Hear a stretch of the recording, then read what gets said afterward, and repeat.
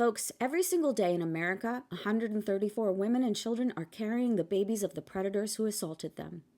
Pro-lifers fail to mention those occupied wombs don't represent lemons to lemonade. Those wombs represent the scene of the crime. When a woman is essayed, her body survives, but the trauma stays. From that day forward, the trauma has a massive impact on who she becomes. She has lost her choice in the matter. The immediate aftermath is particularly excruciating. Every ounce of her wants to escape her body. Dissociation and sleep become ideal states. She doesn't feel the same. She doesn't think the same. She doesn't function the same. She doesn't recognize herself. Her body has changed. Her being has changed. Her willingness to participate has changed. Soon, she wears the reminder of the crime for the whole world to see. She wears the evidence of what was taken. The fetus memorializes the taker. PTSD doesn't care about her work schedule or her kids. She drowns in it every day.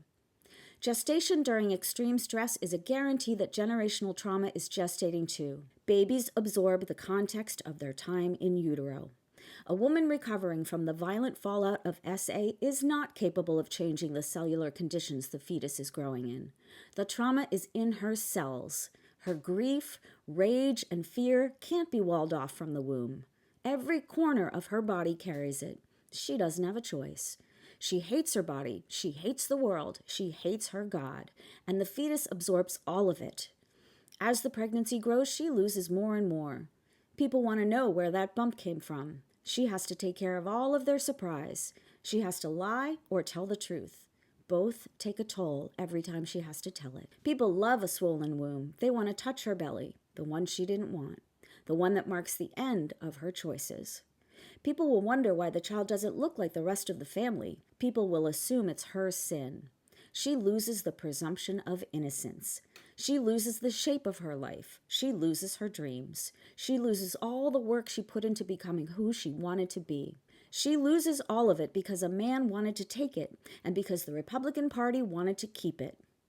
You can't force a woman to get over SA. You can't force a mother to love a child. You can't expect traumatic conditions to grow well-adjusted babies. You can't force healthy attachment in childhoods that are fraught. Depressed moms grow depressed kids. Traumatized people can't help but avoid triggers of their own trauma, even if the trigger is their own child. Children know when moms are scared or sad or angry. Children know when secrets are kept. Children know when they're resented. Children want to know about their fathers. Children know when they shouldn't want to know, but they want to know anyway. Children of SA are told a lie or an unfathomable truth. Either way, they know something is wrong, and they're right. If a woman was ever given the power to take a man's life from him, if a woman could arbitrarily cut him off at the knees and hobble his chances at a future, if a woman could sabotage his existence, put a human inside of him, and force him to surrender his body to house a part of her, the nation would come to a screeching halt until his freedom was restored. SA would be top of mind, treated like an invasion, like an attack by a domestic enemy. Men would be martyred and avenged. Militia would patrol for dangerous women. Every crime would be prosecuted. But 134 women and girls every day don't matter.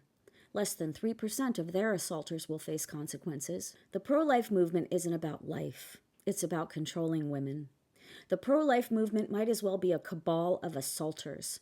They inflict, prolong, and perpetuate trauma on women and children, all in the name of the patriarchy playbook, the misogyny manifesto, aka the Bible. They're vultures, they're leeches, they're sadists. And after 2+ years of their perversion, we're about to show them their time is up.